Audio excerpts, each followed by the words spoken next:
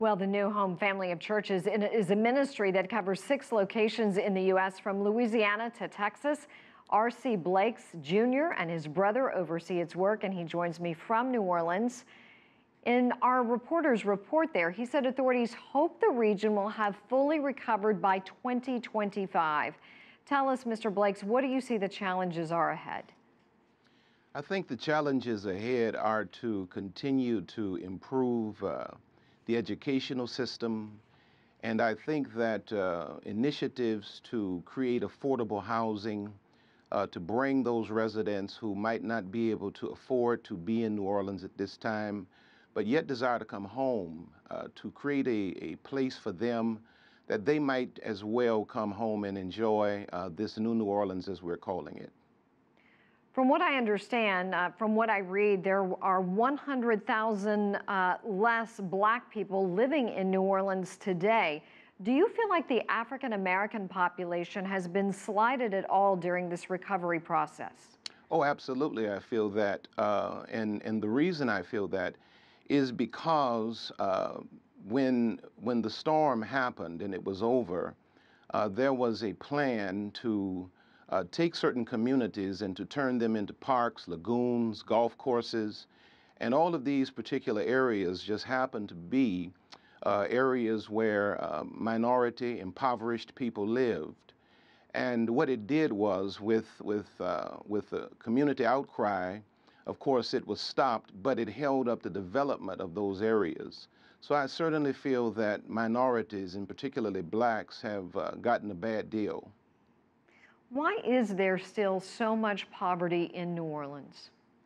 There is so much poverty in New Orleans because it goes back to something our mayor said just recently.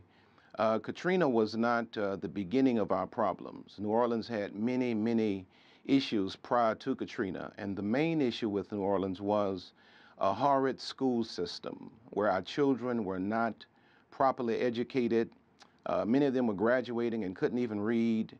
And I believe firmly that it is that poor educational system that has plagued us and caused us to maintain a culture of poverty. As you know, the lower Ninth Ward is the area that was really hit hard, basically wiped out. Is there any chance that this area could be rebuilt to be storm-proof by today's standards? I don't know if it can be rebuilt to be storm-proof, but one thing I am encouraged by is the new architecture that is becoming New Orleans. The homes are being built on stilts, for lack of a better term, and they're elevated to such a degree that if waters were to come in again, the homes would not actually be impacted. I think that if we put our best minds together, we can find a solution for anything. Let's talk about those people who were remembered today, who we don't have identities for.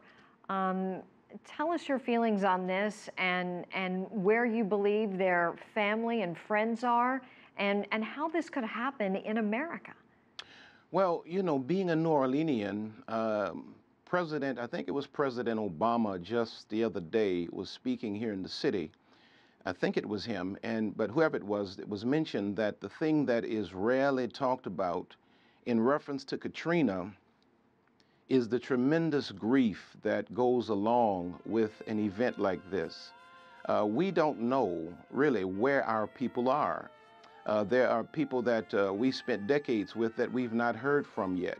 And this is the story of just about every New Orleanian.